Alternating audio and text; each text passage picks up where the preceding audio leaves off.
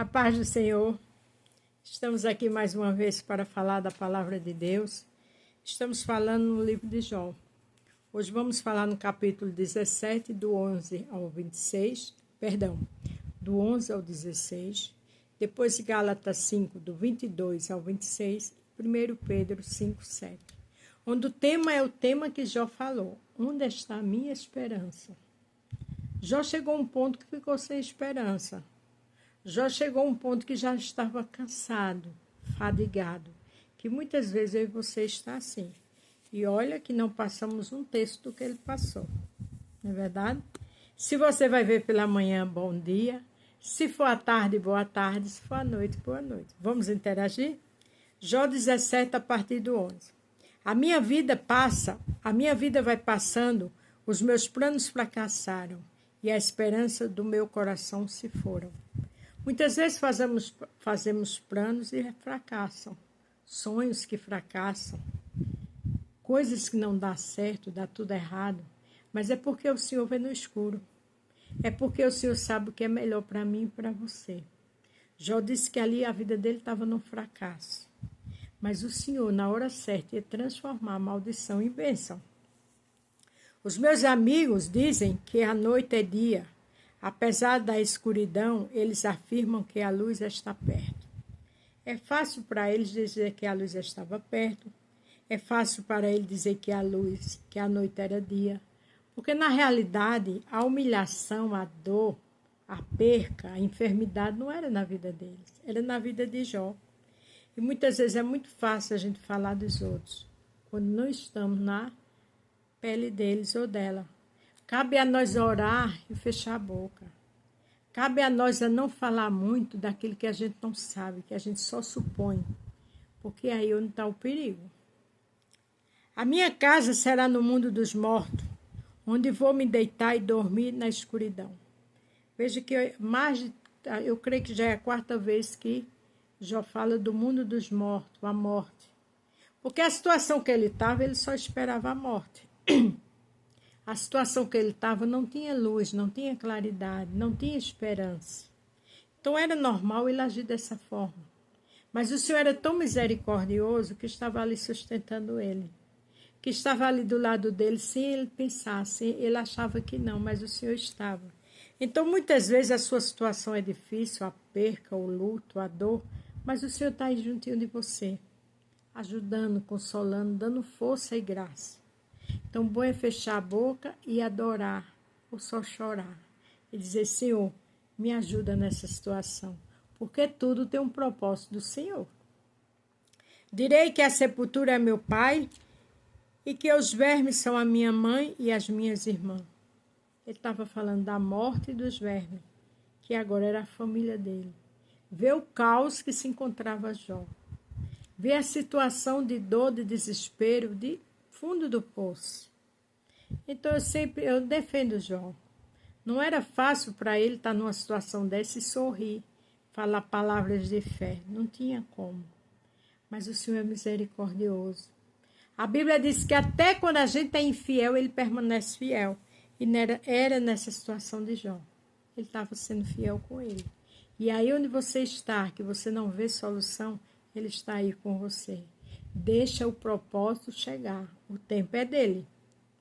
Se é assim, onde está a minha esperança? Há alguém que possa ver a esperança para mim? Lembra do tema? Onde está a minha esperança? Porque ele disse, onde é que está a minha esperança? Alguém vê esperança por mim? Não. Os amigos dele não viam, porque atacavam, diziam que ele estava errado, em pecado, né? Então ele fez essa pergunta porque ele estava cansado, machucado, angustiado, no fundo do poço.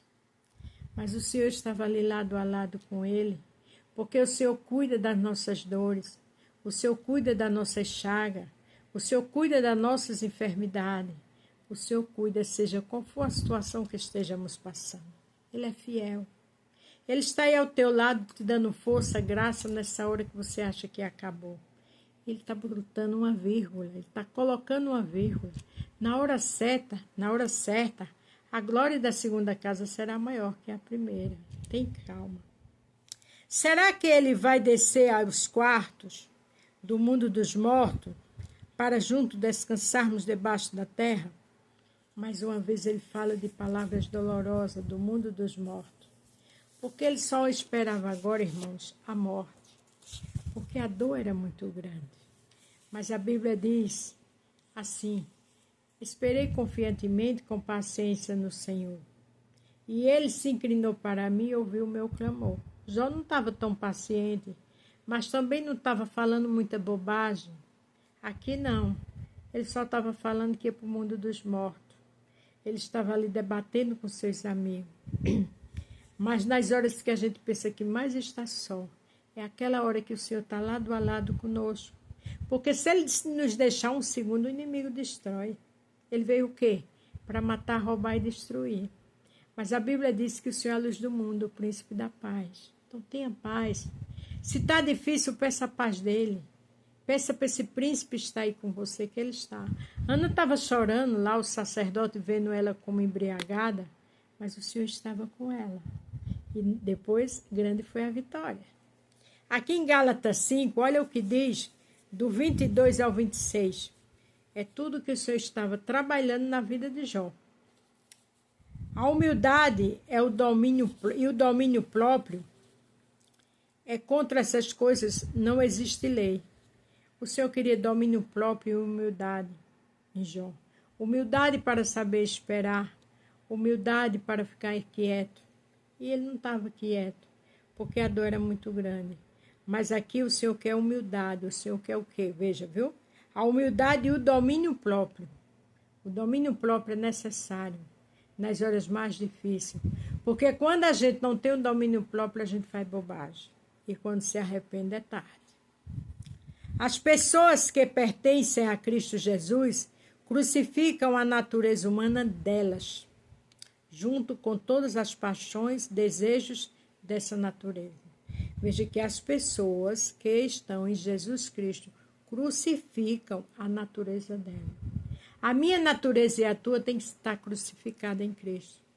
Tem que estar lá na cruz do Calvário. A natureza do falar muito, a natureza da fofoca, da mentira, a natureza da carne, tem que estar em Cristo Jesus. Porque quando está em Cristo Jesus, os nossos desejos, Ele trabalha nas nossas vidas. Temos que orar pela nossa vida espiritual, jejuar e dizer: Senhor, segura minha natureza. Senhor, me ajuda a descansar em Ti, fala por mim. A gente tem que saber orar sim. Que o Espírito de Deus, que nos deu a vida, controle também a nossa vida. O Espírito de Deus deu a minha vida e a tua. Ele quer controlar nossas vidas. Mas quando a gente não espera, quando a gente fala demais, quando a gente murmura, como é que Ele vai controlar? Quando a gente quer passar na frente dEle, como é que Ele vai controlar? Mesmo com toda aquela dor, o Senhor estava controlando a vida de Jó. Porque ai do Senhor, ai de Jó, se não fosse o Senhor. Aí onde você está no hospital, o Senhor está controlando tua vida, tua calma, tua mente, tua alma. O filho seu que está preso, ou a filha, ele está lá controlando enquanto você está orando. Então peça para o Senhor controlar os seus. Peça para Deus lhe controlar. Agora também nós temos que fazer nossa parte. Aí aqui o 26 diz: Nós não devemos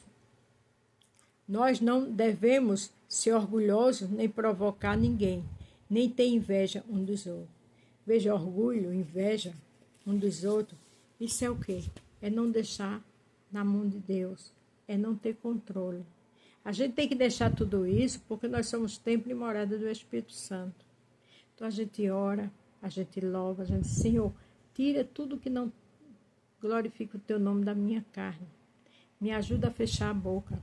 Davi, diante dos inimigos, pediu para o Senhor colocar o quê? Uma trave na boca dele. É o que eu e você tem que fazer. Porque quando estamos em Cristo, tudo nosso é crucificado nele.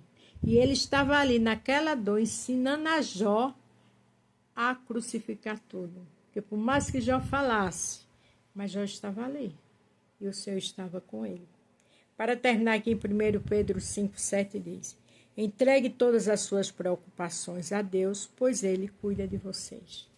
Ele está cuidando de mim, Ele está cuidando de você. Ele só quer que a gente crucifique nossa carne, deixe tudo que não agrada a Ele nos pés dEle, porque Ele sabe trabalhar. Jó disse: onde está a minha esperança? A esperança nele, por mais que ele não visse, estava no Senhor. A minha esperança e a tua está no Senhor. Ele está trabalhando. Tudo o que estava acontecendo com Jó foi um desafio do adversário. Mas ele ia transformar tudo aquilo, aquela maldição em bênção, porque ele estava mostrando para Satanás que, independente de Jó estar daquele jeito, mas Jó não ia deixar ele. Então, independente da sua situação, não deixe Jesus, porque ele está no controle de tudo. O que você tem que passar, a gente passamos. Agora, sem Cristo, estamos derrotados. Agora, com Cristo, é só vitória. Amém? A paz do Senhor, fiquem todos com Deus. E até amanhã.